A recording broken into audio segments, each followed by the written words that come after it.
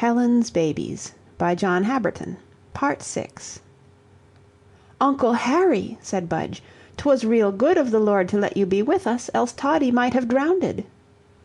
"Yes," said I, "and I shouldn't have much—" "Ocken Hawwy!" cried Toddie, running impetuously toward me, pulling me down, and patting my cheek with his muddy black hand.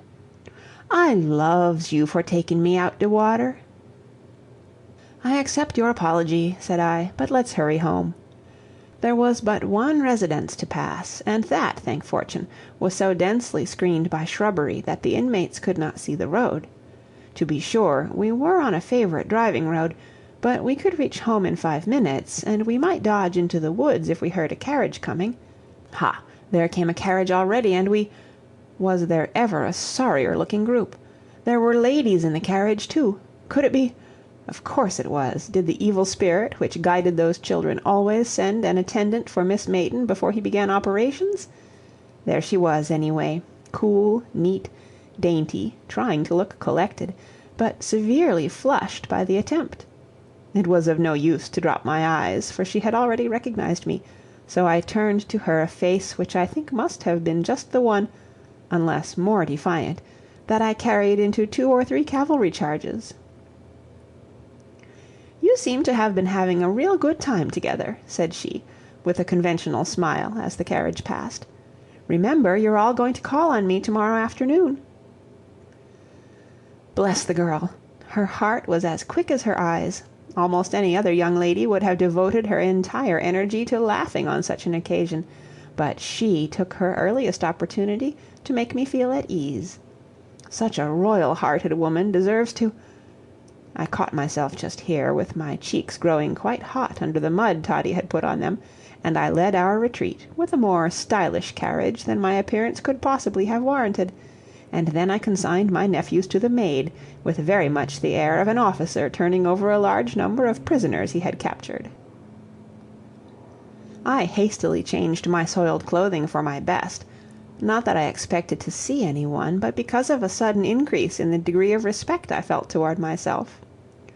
When the children were put to bed, and I had no one but my thoughts for companions, I spent a delightful hour or two in imagining as possible some changes of which I had never dared to think before. On Monday morning I was in the garden at sunrise. Toddie was to carry his expiatory bouquet to Miss Mayton that day, and I proposed that no pains should be spared to make his atonement as handsome as possible.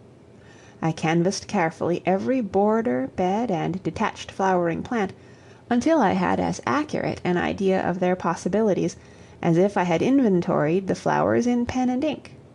This done, I consulted the servant as to the unsoiled clothing of my nephews.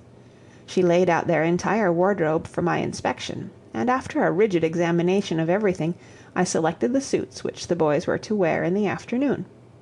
Then I told the girl that the boys were going with me after dinner to call on some ladies, and that I desired that she should wash and dress them carefully. "Tell me just what time you'll start, sir, and I'll begin an hour beforehand," said she. "That's the only way to be sure that they don't disgrace you." For breakfast we had, among other things, some stewed oysters served in soup plates. "Oh, Tod!" shrieked Budge, "there's the turtle plates again. Oh, ain't I glad!" "Ooh, turtle plates!" squealed Toddie. "What on earth do you mean, boys?" I demanded. "I'll show you," said Budge, jumping down from his chair and bringing his plate of oysters cautiously toward me. "Now you just put your head down underneath my plate and look up, and you'll see a turtle."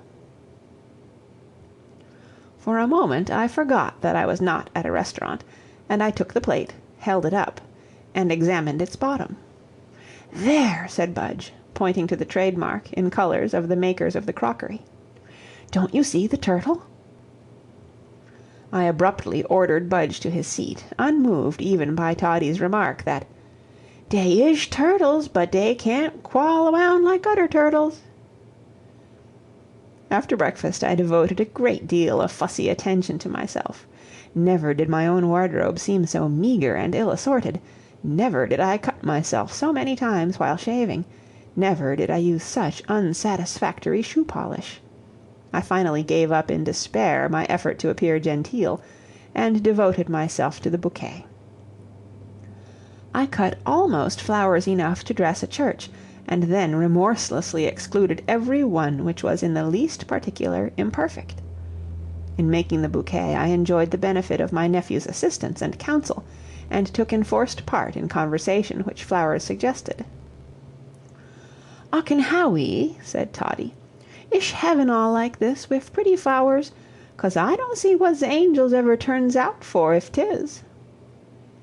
"Uncle Harry," said Budge, "when the leaves all go up and down and wriggle around so, are they talking to the wind?" I guess so, old fellow." "Who are you making that bouquet for, Uncle Harry?" asked Budge. "For a lady, for Miss Mayton, the lady that saw us all muddy yesterday afternoon," said I. "Oh, I'd like her," said Budge. "She looks so nice and pretty, just like a cake, just as if she was good to eat. Oh, I just love her, don't you?" "Well, I respect her very highly, Budge." "'Spect? What does 'spect mean?" "Why, it means that I think she's a lady, a real pleasant lady, just the nicest sort of lady in the world, the sort of person I'd like to see every day, and like to see her better than any one else." "Oh, why, 'spect and love means just the same thing, don't they, Uncle Budge," I exclaimed, somewhat hastily, "run ask Maggie for a piece of string, quick." "All right," said Budge, moving off, "but they do, don't they?" At 2 o'clock I instructed Maggie to dress my nephews, and at 3 we started to make our call.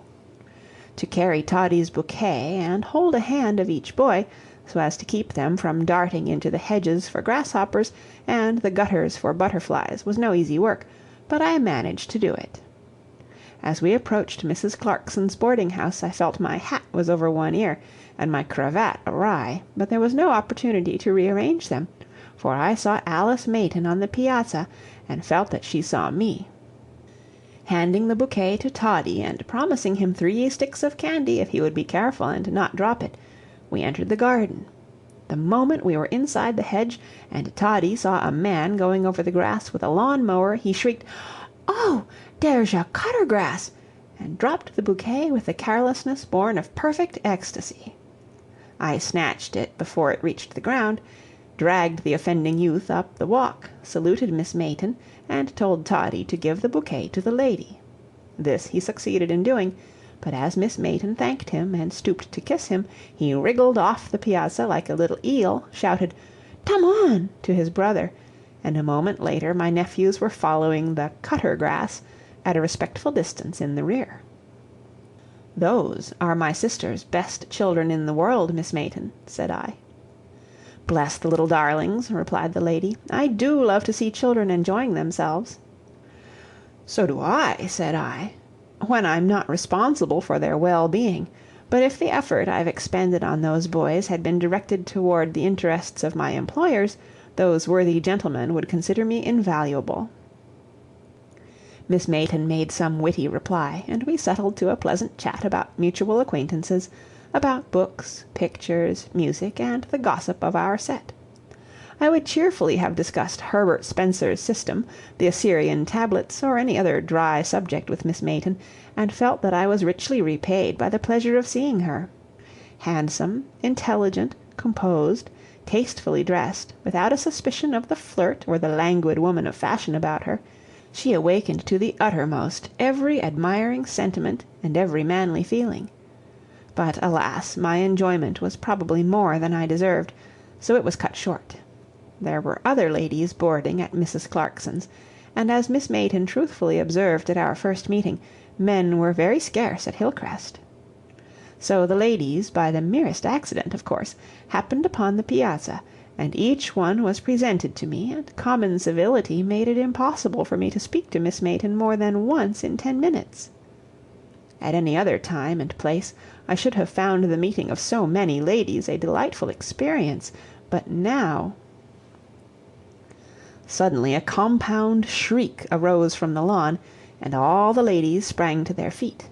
I followed their example, setting my teeth firmly and viciously, hoping that whichever nephew had been hurt was badly hurt. We saw Toddy running toward us with one hand in his mouth, while Budge ran beside him, exclaiming, "Poor little Toddy! Don't cry. Does it hurt you awful? Never mind, Uncle Harry'll comfort you. Don't cry, Toddy, dear." Both boys reached the piazza steps and clambered up, Budge exclaiming, "Oh, Uncle Harry, Toddy put his fingers in the little wheels of the cutter grass, and it turned just the least little bitty, and it hurted him." But Toddy ran up to me, clasped my legs, and sobbed, "Sing Toddy one boy day." My blood seemed to freeze. I could have choked that dreadful child, suffering though he was. I stooped over him, caressed him, promised him candy, took out my watch and gave it to him to play with, but he returned to his original demand. A lady, the homeliest in the party, suggested that she should bind up his hand, and I inwardly blessed her, but he reiterated his request for "Toddy one boy day," and sobbed pitifully.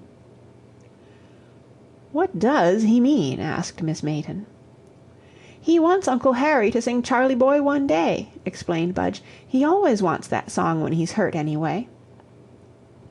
"Oh, do sing it to him, Mr. Burton," pleaded Miss Mayton, and all the other ladies exclaimed, "Oh, do!" I wrathfully picked him up in my arms and hummed the air of the detested song. "Sit in a walkin' chair," sobbed Toddy. I obeyed, and then my tormentor remarked, "You don't sing the wides" words. "I wants the wides." I sang the words as softly as possible, with my lips close to his ear, but he roared, "Sing louder!"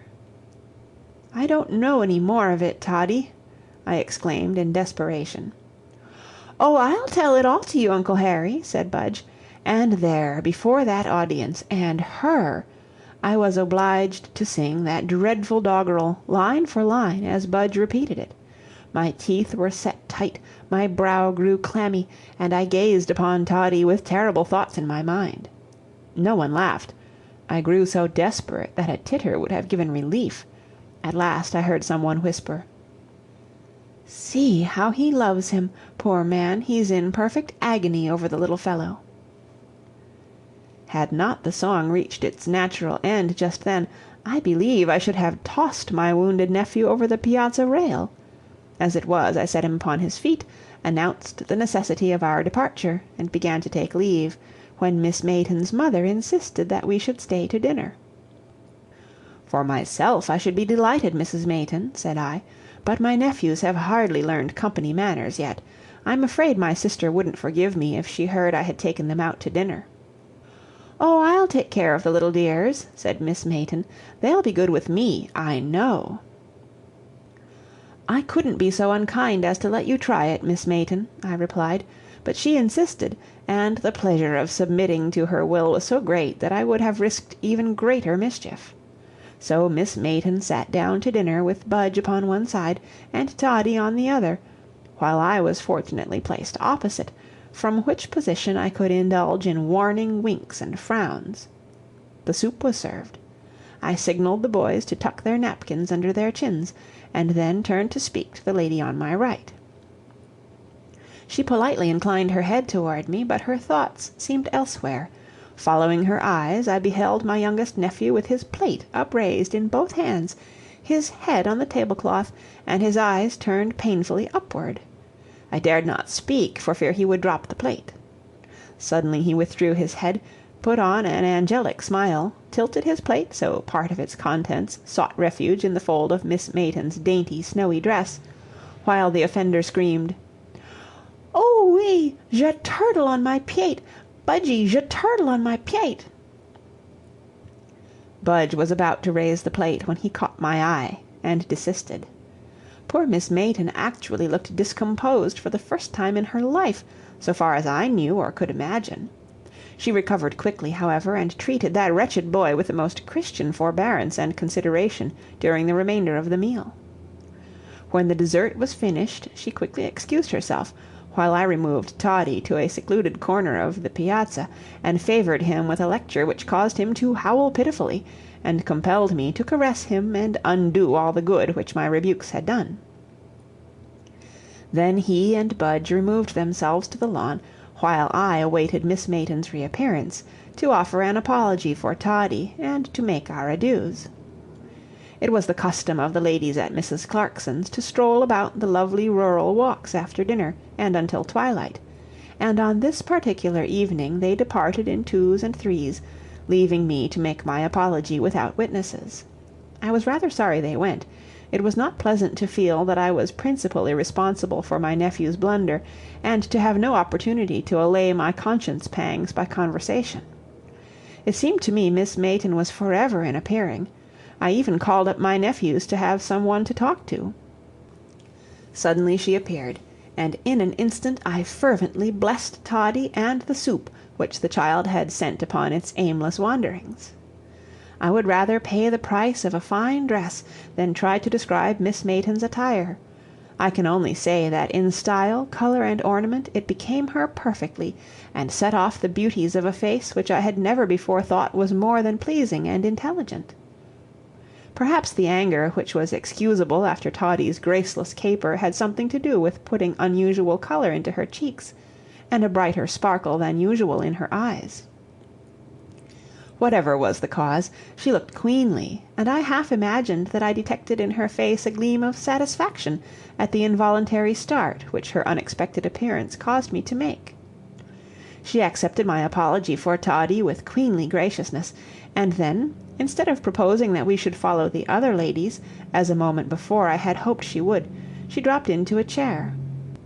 I accepted the invitation. The children should have been in bed half an hour before, but my sense of responsibility had departed when Miss Mayton appeared. The little scamps were safe until they should perform some new and unexpected act of impishness. They retired to one end of the piazza, and busied themselves in experiments upon a large Newfoundland dog, while I, the happiest man alive, talked to the glorious woman before me, and enjoyed the spectacle of her radiant beauty. The twilight came and deepened, but imagination prevented the vision from fading. With the coming of the darkness and the starlight, our voices unconsciously dropped to lower tones, and her voice seemed purest music. And yet we said nothing which all the world might not have listened to without suspecting a secret. The ladies returned in little groups, but either out of womanly intuition or in answer to my unspoken but fervent prayers, passed us and went into the house. I was affected by an odd mixture of desperate courage and despicable cowardice. I determined to tell her all, yet I shrank from the task with more terror than ever befell me in the first steps of a charge. Suddenly a small shadow came from behind us, and stood between us, and the voice of Budge remarked, "Uncle Harry 'spects you, Miss Mayton." "Suspects me? Of what, pray?" exclaimed the lady, patting my nephew's cheek. "Budge," said I. I feel that my voice rose nearly to a scream. "Budge, I must beg of you to respect the sanctity of confidential communications." "What is it, Budge?" persisted Miss Mayton. "You know the old adage, Mr. Burton, children and fools speak the truth. Of what does he suspect me, Budge?" "'Tain't suspect at all," said Budge. "It's espect." "Expect?" echoed Miss Mayton. "No, not ex. It's espect. I know all about it, 'cause I asked him. Espect is what folks do when they think you're nice and like to talk to you, and—" "Respect is what the boy is trying to say, Miss Mayton," I interrupted, to prevent what I feared might follow. Budge has a terrifying faculty for asking questions, and the result of some of them this morning was my endeavor to explain to him the nature of the respect in which gentlemen hold ladies. "Yes," continued Budge, "I know all about it, only Uncle Harry don't say it right. What he calls espect, I calls love." Helen's Babies by John Habberton, Part 7. There was an awkward pause. It seemed an age. Another blunder, and all on account of those dreadful children. I could think of no possible way to turn the conversation. Stranger yet, Miss Mayton could not do so either. Something must be done. I could at least be honest, come what would. I would be honest. "Miss Mayton," said I, hastily, earnestly, but in a very low tone, "Budge is a marplot, but he is a truthful interpreter for all that. But whatever my fate may be, please do not suspect me of falling suddenly into love for a holiday's diversion. My malady is of some months' standing. "I want to talk some," observed Budge. "You talk all the whole time. When I loves anybody, I kisses them." Miss Mayton gave a little start, and my thoughts followed each other with unimagined rapidity. She did not turn the conversation. It could not be possible that she could not. She was not angry, or she would have expressed herself. Could it be that... I bent over her and acted upon Budge's suggestion. As she displayed no resentment, I pressed my lips a second time to her forehead. Then she raised her head slightly, and I saw, in spite of darkness and shadows, that Alice Mayton had surrendered at discretion. Taking her hand and straightening myself to my full height, I offered to the Lord more fervent thanks than ever he heard from me in church. Then I heard Budge say, "I wants to kiss you too," and I saw my glorious Alice snatch the little scamp into her arms and treat him with more affection than I ever imagined was in her nature. Then she seized Toddie and gave him a few tokens of forgiveness. I dare not think they were of gratitude. Suddenly 2 or 3 ladies came upon the piazza. "Come, boys," said I. "Then I'll call with the carriage to-morrow at 3, Miss Mayton. Good evening." "Good evening," replied the sweetest voice in the world. "I'll be ready at 3." "Budge," said I, as soon as we were fairly outside the hedge gate, "what do you like better than anything else in the world?" "Candy," said Budge, very promptly. "What next?" "Oranges." "What next?" "Oh, figs and raisins, and dear little kitties, and drums and picture books, and little bacon dishes to make mud pies in, and turtles, and little wheelbarrows." "Anything else?" "Oh, yes, great big black dogs, and a goat, and a wagon for him to draw me in." "Very well, old fellow, you shall have every one of those things to-morrow." "Oh!" exclaimed Budge, "I guess you're something like the Lord, ain't you?" "What makes you think so, Budge?" "Oh, 'cause you can do such lots of things at once. But ain't poor little Tod going to have nothing?" "Yes, everything he wants. What would you like, Toddie?" "Wants a candy cigar," replied Toddie. "What else?" "Don't want nuffin else. Don't want to be boddered wif lots of fings." The thoughts which were mine that night, the sense of how glorious a thing it is to be a man and be loved, the humility that comes with such a victory as I had gained, the rapid alternation of happy thoughts and noble resolutions, what man is there who does not know my whole story better than I can tell it? I put my nephews to bed. I told them every story they asked for, and when Budge, in saying his prayers, said, "And bless that nice lady that Uncle Harry 'spects," I interrupted his devotions with a hearty hug.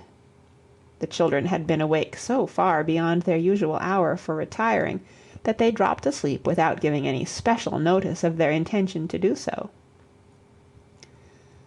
Asleep, their faces were simply angelic. As I stood, candle in hand, gazing gratefully upon them, I remembered a sadly neglected duty. I hurried to the library and wrote the following to my sister: Hillcrest, Monday night. Dear Helen, I should have written you before had I been exactly certain what to say about your boys. I confess that until now I have been blind to some of their virtues, and have imagined I detected an occasional fault, but the scales have fallen from my eyes, and I see clearly that my nephews are angels, positively angels. If I seem to speak extravagantly, I beg to refer you to Alice Mayton for collateral evidence. Don't come home at all. Everything is just as it should be. Even if you come, I guess I'll invite myself to spend the rest of the summer with you. I've changed my mind about its being a bore to live out of town and take trains back and forth every day. Ask Tom to think over such bits of real estate in your neighborhood as he imagines I might like. I repeat it, the boys are angels, and Alice Mayton is another, while the happiest man in the white goods trade is your affectionate brother, Harry. Early next morning I sought the society of my nephews. It was absolutely necessary that I should overflow to someone who was sympathetic and innocent and pure. I longed for my sister, my mother, but to someone I must talk at once. Budge fulfilled my requirements exactly. He was an excellent listener, very sympathetic by nature, and quick to respond. Not the wisdom of the most reverend sage alive could have been so grateful to my ear as that child's prattle was on that delightful morning. As for Toddie, blessed be the law of compensation. His faculty of repetition and of echoing whatever he heard said caused him to murmur, Miff Mayton, all morning long, and the sound gained in sweetness by its ceaseless iteration. To be sure, Budge took early and frequent occasions to remind me of my promises of the night before, and Toddie occasionally demanded the promised candy cigar, but these very interruptions only added joy to my own topic of interest each time it was resumed. The filling of Budge's orders occupied 2 or 3 hours, and all the vacant space in the carriage. Even then the goat and goat carriage were compelled to follow behind. The programme for the afternoon was arranged to the satisfaction of everyone. I gave the coachman, Mike, $1 to harness the goat and teach the children to drive him. This left me free to drive off without being followed by 2 small figures and 2 pitiful howls. I always believed a horse was infected by the spirit of his driver. My dear old 4-footed military companions always seemed to perfectly comprehend my desires and intentions, and certainly my brother-in-law's horses entered into my own spirits on this particular afternoon. They stepped proudly, they arched their powerful necks handsomely, their feet seemed barely to touch the ground, yet they did not grow restive under the bit, nor were they frightened even at a hideous steam road-rolling machine which passed us. As I drove up to Mrs. Clarkson's door, I found that most of the boarders were on the piazza. The memories of ladies are usually good at times. Alice immediately appeared, composed, of course, but more radiant than ever. "Why, where are the boys?" she exclaimed. "I was afraid they might annoy your mother," I replied, "so I left them behind." "Oh, mother hardly feels well enough to go to-day," said she. "She is lying down." "Then we can pick up the boys on the road," said I, for which remark my enchantress, already descending the steps, gave me a look which the ladies behind her would have given their best switches to have seen. We drove off as decorously as if it were Sunday and we were driving to church. We industriously pointed out to each other every handsome garden and tasteful residence we passed. We met other people driving, and conversed fluently upon their horses, carriages, and dress. But when we reached the edge of the town, and I turned into Happy Valley, a road following the depressions and curves of a long, well-wooded valley, in which there was not a single straight line, I turned and looked into my darling's face. Her eyes met mine, and although they were full of a happiness which I had never seen in them before, they filled with tears, and their dear owner dropped her head on my shoulder. What we said on that long drive would not interest the reader. I have learned by experience to skip all love talks in novels, no matter how delightful the lovers may be. Recalling now our conversation, it does not seem to me to have had anything wonderful in it. I will only say that if I had been happy on the evening before, my happiness now seemed to be sanctified, to be favored with the love and confidence of a simple girl scarcely past her childhood is to receive a greater honor than court or field can bestow.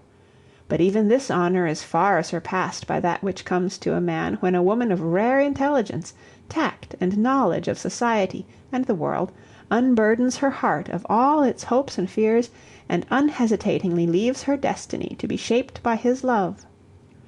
Women like Alice Mayton do not thus give themselves unreservedly away, except when their trust is born of knowledge as well as affection, and the realization of all this changed me on that afternoon from whatever I had been into what I had long hoped I might one day be. But the hours flew rapidly, and I reluctantly turned the horses' heads homeward. We had left almost the whole of Happy Valley behind us, and were approaching residences again. "Now we must be very proper," said Alice. "Certainly," I replied. "Here's a good-bye to happy nonsense for this afternoon." I leaned toward her and gently placed one arm about her neck. She raised her dear face, from which joy and trust had banished every indication of caution and reserve. My lips sought hers, when suddenly we heard a most unearthly discordant shriek, which presently separated into two, each of which prolonged itself indefinitely.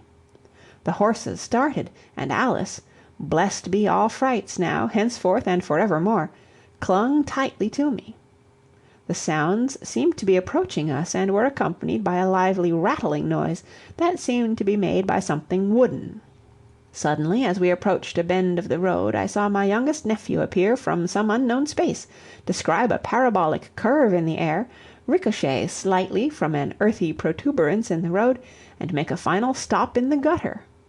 At the same time there appeared from behind the bend the goat, then the carriage dragging on one side, and lastly the boy Budge, grasping tightly the back of the carriage body and howling frightfully. A direct collision between the carriage and a stone caused Budge to loose his hold, while the goat, after taking in the scene, trotted leisurely off, and disappeared in a road leading to the house of his late owner. "Budge!" I shouted, "stop that bawling and come here. Where's Mike?" "He, boo-hoo, went to, hoo, light his hoo-hoo-hoo pipe, and I just let the boo-hoo whip go against the goat, and then he scatooed." "Nashty old goat skadooed," said Toddie in corroboration. "Well, walk right home and tell Maggie to wash and dress you," said I. "Oh, Harry," pleaded Alice, "after they've been in such danger, come here to your own Aunt Alice, Budgie dear, and you too, Toddie. You know you said we could pick the boys up on the road, Harry. There, there, don't cry. Let me wipe the ugly old dirt off you, and kiss the face, and make it well." "Alice," I protested, "don't let those dirty boys clamber all over you in that way." "Silence, sir," said she with mock dignity. "Who gave me my lover, I should like to ask?" So we drove up to the boarding-house with the air of people who had been devoting themselves to a couple of very disreputable children, and I drove swiftly away again, lest the children should dispel the illusion. We soon met Mike, running. The moment he recognized us, he shouted, "Aye, ye little divils, beggin' your pardon, Master Harry, and thankin' the Holy Mither that their good-for-nothing little bones ain't broke to bits. Av they saw a hippopotamus hitched to Pharaoh's chariot, they'd think themselves just the boys to take the bossin' of it, the spalpeens." But no number of ordinary hippopotami and chariots could have disturbed the heavenly tranquillity of my mind on this most glorious of evenings. Even a subtle sense of the fitness of things seemed to overshadow my nephew's. Perhaps the touch of my enchantress did it, perhaps it came only from the natural relapse from great excitement, but no matter what the reason was, the fact remains that for the rest of the evening two very dirty suits of clothes held two children who gave one some idea of how the denizens of paradise might seem and act. They even ate their suppers without indulging in any of the repulsive ways of which they had so large an assortment, and they did not surreptitiously remove from the table any fragments of bread and butter to leave on the piano, in the card-basket, and other places inappropriate to the reception of such varieties of abandoned property. They demanded a song after supper, but when I sang, "Drink to me only with thine eyes," and "Thou, thou reign'st in this bosom," they stood by with silent tongues and appreciative eyes. When they went to bed, I accompanied them by special invitation, but they showed no disposition to engage in the usual bedtime frolic and miniature pandemonium. Budge, when in bed, closed his eyes, folded his hand, and prayed. "Dear Lord, bless Papa and Mama and Toddie and Uncle Harry and everybody else. Yes, and bless just lots that lovely, lovely lady that comforted me after the goat was bad to me, and let her comfort me lots of times, for Christ's sake, amen." And Toddie wriggled, twisted, breathed heavily, threw his head back, and prayed, "Dee Lord, don't let dat old goat frow me into de gutter on my head again, and let Uncle Howie and ze pitty lady be dere next time I det's hurted." Then the good-night salutations were exchanged, and I left the little darlings and enjoyed communion with my own thoughts, which were as peaceful and ecstatic as if the world contained no white goods houses, no doubtful customers, no business competition, no politics, gold rooms, stock boards, doubtful banks, political scandals, personal iniquity, nor anything which should prevent a short vacation from lasting through a long lifetime. Helen's Babies by John Habberton, Part 8. The next morning would have struck terror to the heart of any one but a newly accepted lover. Rain was falling fast, and in that steady, industrious manner which seemed to assert an intention to stick closely to business for the whole day. The sky was covered by one impenetrable leaden cloud, water stood in pools in the streets which were soft with dust a few hours before. The flowers all hung their heads like vagabonds who had been awake all night and were ashamed to face the daylight. Even the chickens stood about in dejected attitudes, and stray roosters from other poultry yards found refuge in Tom's coop without first being subjected to a trial of strength and skill by Tom's gamecock. But no man in my condition of mind could be easily depressed by bad weather.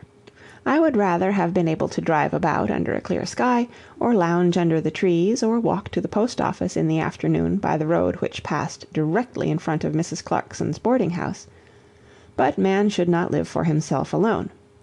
In the room next mine were slumbering two wee people to whom I owed a great deal, who would mourn bitterly when they saw the condition of the skies and ground. I would devote myself to the task of making them so happy that they would forget the absence of sunshine out of doors. I would sit by their bedside and have a story ready for them the moment they awoke, and put them in such a good humor that they could laugh, with me, at cloud and rain. I began at once to construct a story for their especial benefit. The scene was to be a country residence on a rainy day, and the actors two little boys who should become uproariously jolly in spite of the weather. Like most people not used to story-making, my progress was not very rapid. In fact, I had got no farther than the plot indicated above, when an angry snarl came from the children's room. "What's the matter, Budge?" I shouted, dressing myself as rapidly as possible. "Ow, ya, ga," was the somewhat complicated response. "What did you say, Budge?" "Didn't say nuffin'." "Oh, that's what I thought." "Didn't thought." "Budge, Budge, be good." "Don't want to be good. Yah!" "Let's have some fun, Budge. Don't you want to frolic?" "No, I don't think frolic is nice." "Don't you want some candy, Budge?" "No, you ain't got no candy, I b'lieve." "Well, you shan't have any if you don't stop being so cross." The only reply to this was a mighty and audible rustling of the bedding in the boys' room, followed by a sound strongly resembling that caused by a slap. Then came a prolonged wail resembling that of an ungreased wagon wheel. "What's the matter, Toddie?" "Budge slapped me. Ah!" "What made you slap your brother, Budge?" "I didn't." "You did!" screamed Toddie. "I tell you I didn't. You're a naughty bad boy to tell such lies, Toddie." "What did you do, Budge?" I asked. Why, I was turning over in bed, and my hand was out, and it tumbled against to Toddie, that's what." By this time I was dressed and in the boys' room.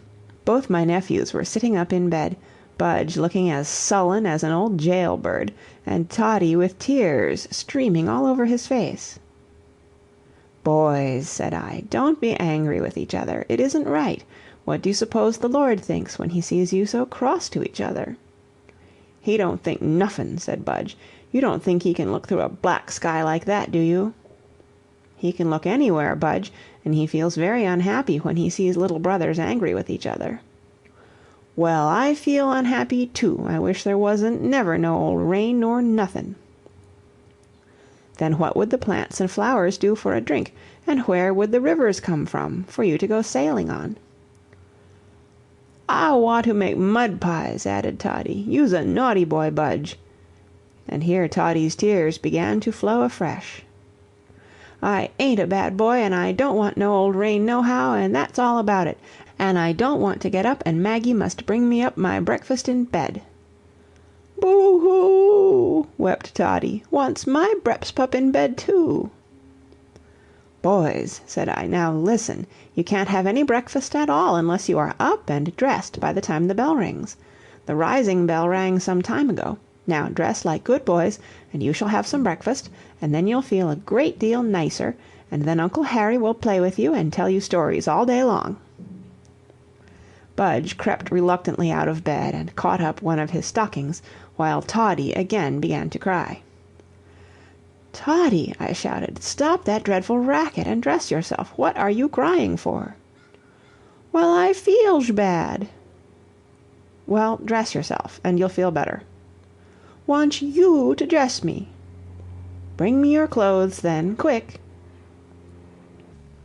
Again the tears flowed copiously. "Don't want to bring 'em," said Toddie.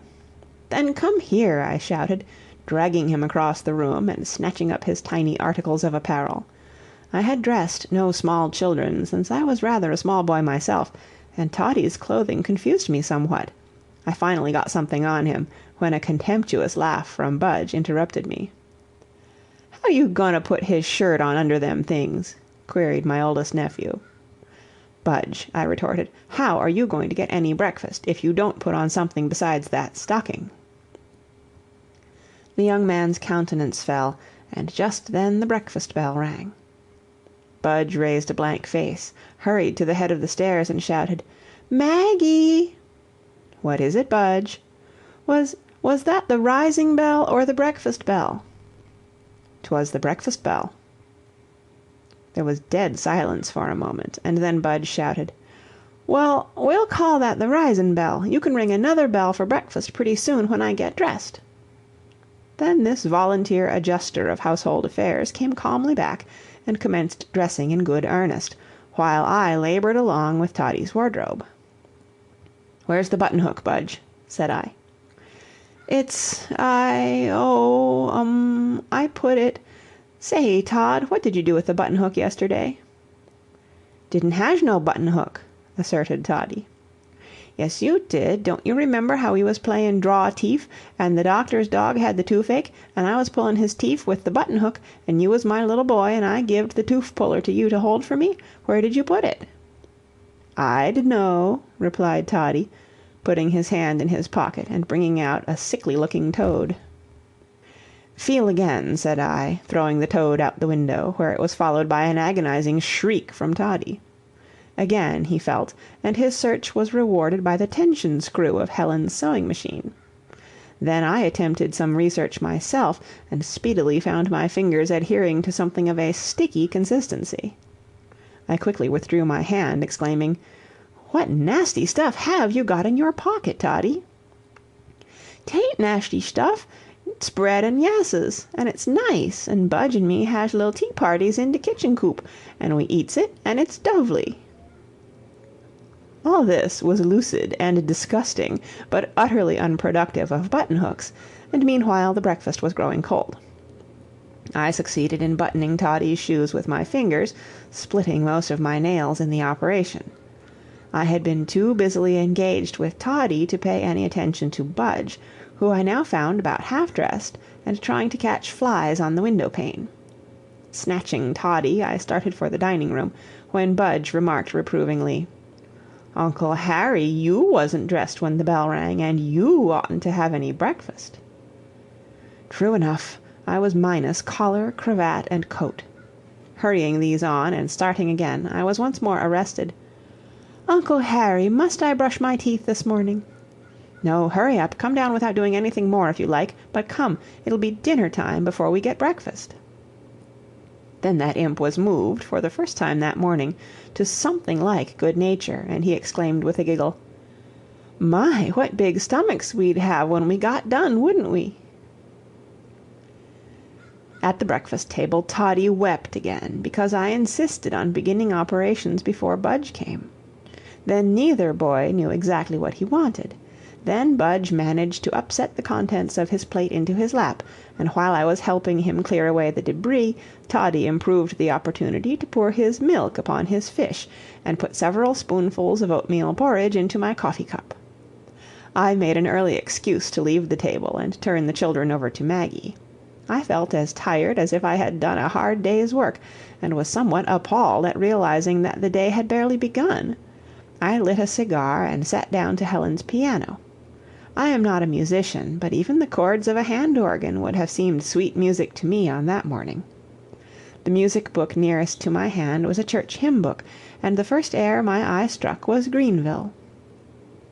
I lived once in a town where, on a single day, a peddler disposed of 38 accordions, each with an instruction book in which the same air under its original name was the only air. For years after, a single bar of this air awakened the most melancholy reflections in my mind, but now I forgave all my musical tormentors as the familiar strains came comfortingly from the piano keys.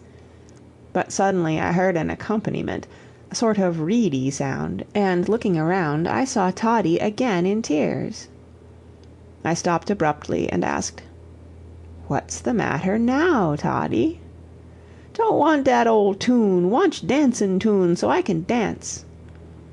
I promptly played Yankee Doodle, and Toddie began to trot around the room with the expression of a man who intended to do his whole duty. Then Budge appeared, hugging a bound volume of St. Nicholas. The moment Toddie espied this, he stopped dancing and devoted himself anew to the task of weeping. "Toddie!" I shouted, springing from the piano stool. "What do you mean by crying at everything? I shall have to put you to bed again if you're going to be such a baby." "That's the way he always does, rainy days," explained Budge. "Wantsh to see the whale what wallowed Jonah," sobbed Toddie. "Can't you demand something that's within the range of possibility, Toddie?" I mildly asked. "The whale Toddie means is in this big red book. I'll find it for you," said Budge, turning over the leaves. Suddenly a rejoicing squeal from Toddie announced that Leviathan had been found, and I hastened to gaze. He was certainly a dreadful-looking animal, but he had an enormous mouth, which Toddie caressed with his pudgy little hand and kissed with tenderness, murmuring as he did so, "Dee old whale, I loves you. Is Jonah all gonded out of you tummick, whale? I thinks 'twas weal mean in Jonah to get froed up when you hadn't nuffin else to eat, poor old whale." "Of course Jonah's gone," said Budge. "He went to heaven long ago, pretty soon after he went to Nineveh and done what the Lord told him to do. Now swing us, Uncle Harry." The swing was on the piazza, under cover from the rain, so I obeyed. Both boys fought for the right to swing first, and when I decided in favor of Budge, Toddie went off weeping, and declaring that he would look at his dear whale anyhow. A moment later his wail changed to a piercing shriek, and running to his assistance, I saw him holding one finger tenderly and trampling on a wasp. "What's the matter, Toddie?" "Oh-ee, I putted my finger on a wops, and ooh, the nasty wops, ooh, bited me, and I don't like wopses a bit, but I likes whales, ooh-ee." A happy thought struck me. "Why don't you boys make believe that big packing box in your playroom is a whale?" said I. A compound shriek of delight followed the suggestion, and both boys scrambled upstairs, leaving me a free man again. I looked remorsefully at the table full of books which I had brought to read and had not looked at for a week. Even now my remorse did not move me to open them. I found myself instead attracted toward Tom's library and conning the titles of novels and volumes of poems. My eye was caught by Initial, a love story which I had always avoided because I had heard impressionable young ladies rave about it. But now I picked it up and dropped into an easy-chair. Suddenly I heard Mike the coachman shouting, "Go away from there, will ye? Ah, ye little spalpeen, it's good for ye that your fadder don't see ye perched up there. Go away from that, or I'll be tellin' your uncle." "Don't care for nasty old uncle," piped Toddie's voice. I laid down my book with a sigh and went into the garden. Mike saw me and shouted, "Mr. Burton, will ye look there? Did yez ever see the like o' dat by?" Looking up at the playroom window, a long, narrow sort of loophole in a Gothic gable, I beheld my youngest nephew standing upright on the sill. "Toddie, go in, quick!" I shouted, hurrying under the window to catch him in case he fell outward. "I tan't!" squealed Toddie. "Mike, run upstairs and snatch him in. Toddie, go on, I tell you." "Tell you I tan't go in," repeated Toddie. "Je bit bots is je whale, and I's Jonah, and ze whale's fwowed me up, and I's dot to tay up here, else ze whale'll fwallow me aden." "I won't let him swallow you. Get in now, hurry," said I. "Will you give him a penny not to fwallow me no more?" queried Toddie. "Yes, a whole lot of pennies." "All right. Whale, don't you fwallow me no more, and zen my Ocken Howie div you whole lots of pennies. You must be weal dood, Whale, now, and then I buys you some tandy wif your pennies, and—" Just then two great hands seized Toddie's frock in front, and he disappeared with a howl, while I, with the first feeling of faintness I had ever experienced, went in search of hammer, nails, and some strips of board, to nail on the outside of the window frame. But boards could not be found, so I went up to the playroom and began to knock a piece or two off the box which had done duty as whale. A pitiful scream from Toddie caused me to stop. "You're hurtin' my dee old whale. You's breaking his tomach all open. You's a baddy man. Top hurtin' my whale. Ee!" cried my nephew. "I'm not hurting him, Toddie," said I. "I'm making his mouth bigger, so he can swallow you easier." A bright thought came into Toddie's face and shone through his tears. "Then he can fwallow Budgie, too, and there'll be two Jonahs. Ha ha ha! Make his mouth so big he can fwallow Mike, and zen made it little aden, so Mike tan det out. Nashty old Mike!" I explained that Mike would not come upstairs again, so I was permitted to depart after securing the window. Again I settled myself with book and cigar. There was, at least for me, the extra enjoyment that comes from the sense of pleasure earned by honest toil. Pretty soon Budge entered the room. I affected not to notice him, but he was not in the least abashed by my neglect. "Uncle Harry," said he, throwing himself in my lap between my book and me, "I don't feel a bit nice." "What's the matter, old fellow?" I asked. Until he spoke I could have boxed his ears with great satisfaction to myself, but there is so much genuine feeling in whatever Budge says that he commands respect. "Oh, I'm tired of playin' with Toddie, and I feel lonesome. Won't you tell me a story?" "Then what'll poor Toddie do, Budge?" "Oh, he won't mind. He's got a dead mouse to be Jonah now, so I don't have no fun at all. Won't you tell me a story?"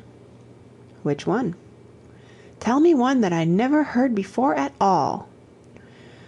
"Well, let's see. I guess I'll tell—" "Ah-ee!" sounded afar off, but fatefully. It came nearer. It came down the stairway and into the library, accompanied by Toddie, who, on spying me, dropped his inarticulate utterance, held up both hands, and exclaimed, "Jonah bwoke he tail!" True enough, in one hand Toddie held the body of a mouse, and in the other that animal's caudal appendage. There was also perceptible, though not by the sense of sight, an objectionable odor in the room. "Toddie," said I, "go throw Jonah into the chicken coop, and I'll give you some candy." "Me too!" shouted Budge, "'cause I found the mouse for him." I made both boys happy with candy, exacted a pledge not to go out in the rain, and then, turning them loose on the piazza, returned to my book. I had read perhaps half a dozen pages when there arose and swelled rapidly in volume a scream from Toddie. Madly determined to put both boys into chairs, tie them, and clap adhesive plaster over their mouths, I rushed out upon the piazza. "Budgie tried to eat my candy," complained Toddie. "I didn't," said Budge. "What did you do?" I demanded.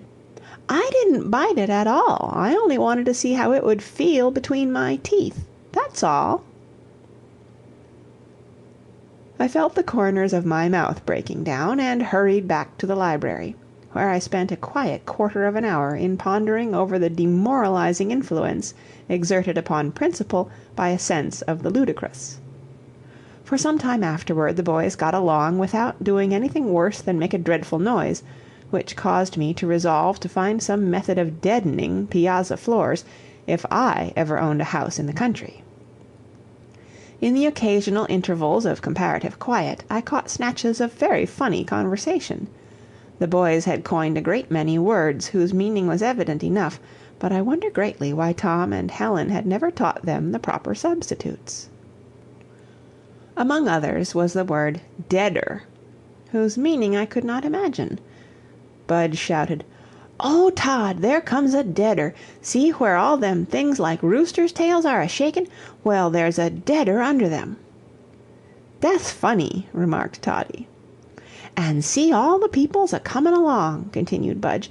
"They know about the deader, and they're goin' to see it fixed. Here it comes! Hello, deader!" "Heyo, deader!" echoed Toddie.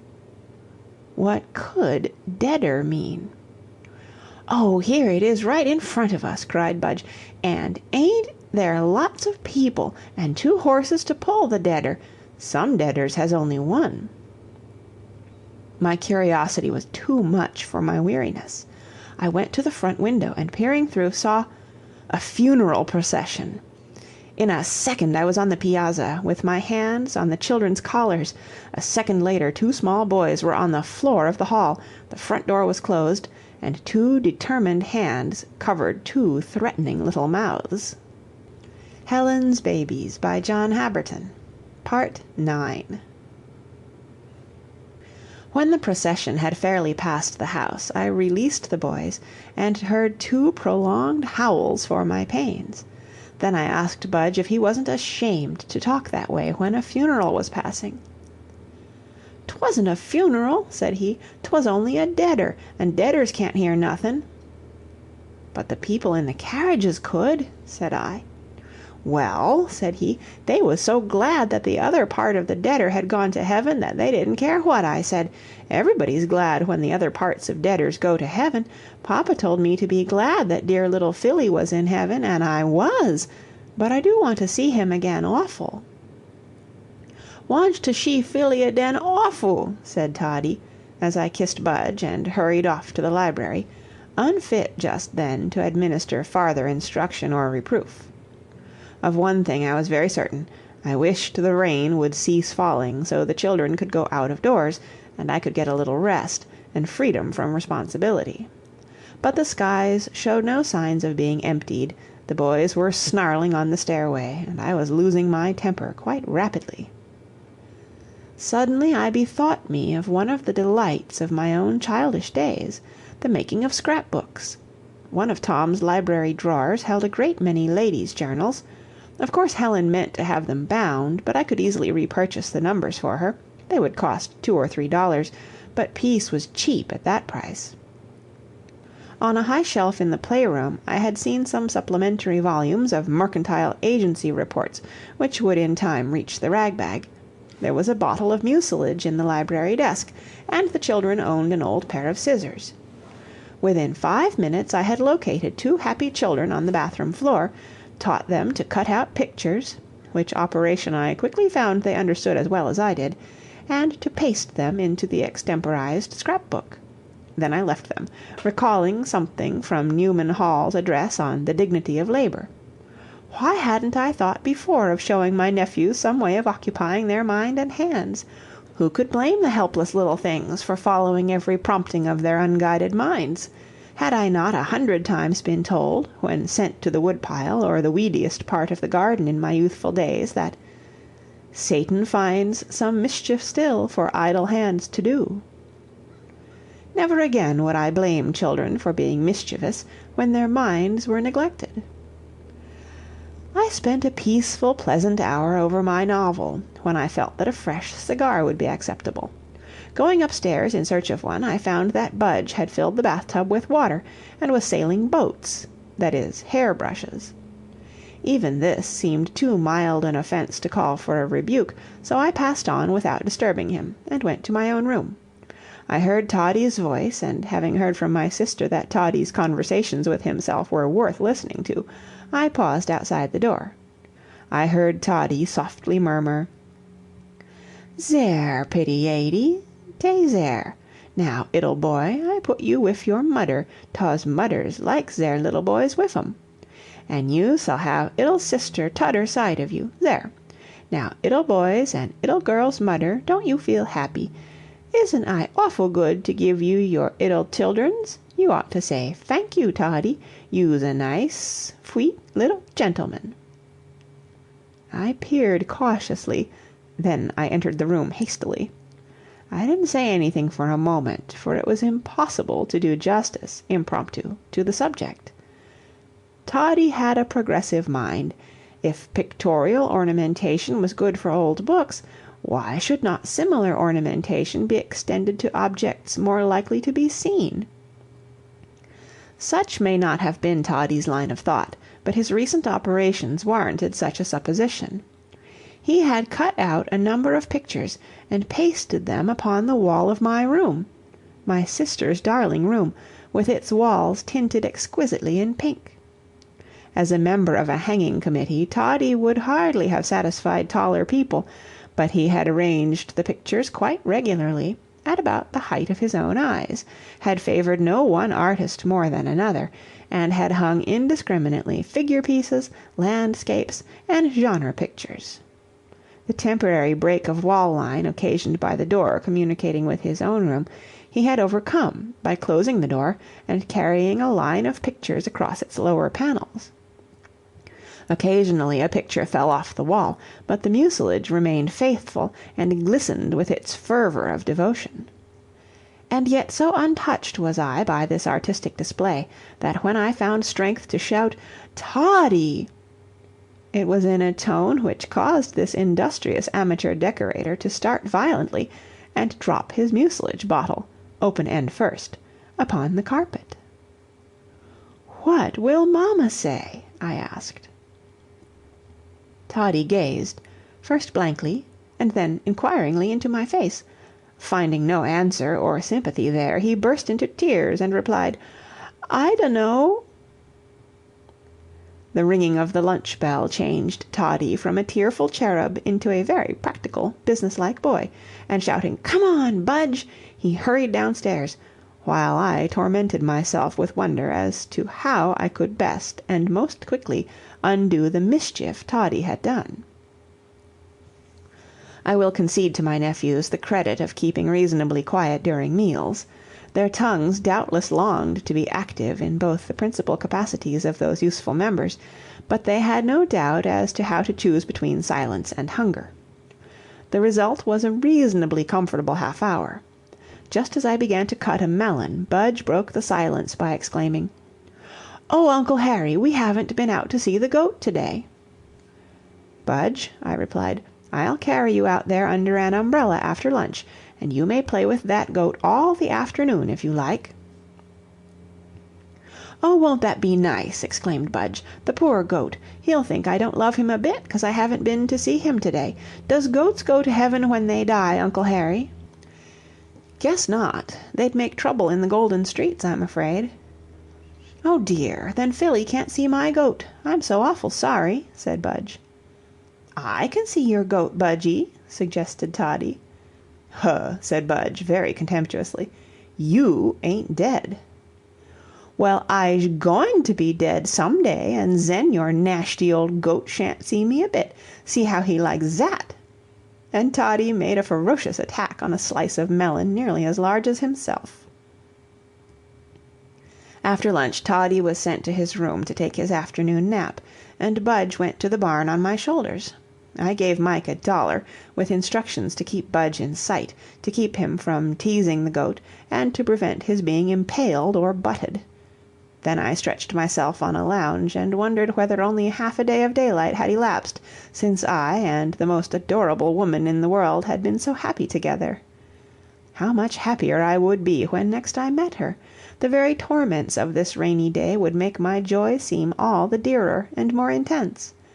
I dreamed happily for a few moments with my eyes open, and then somehow they closed, without my knowledge. What put into my mind the wreck scene from the play of David Copperfield, I don't know, but there it came, and in my dream I was sitting in the balcony at Booth's, and taking a proper interest in the scene, when it occurred to me that the thunder had less of reverberation and more woodenness than good stage thunder should have. The mental exertion I underwent on this subject disturbed the course of my nap, but as wakefulness returned, the sound of the poorly simulated thunder did not cease.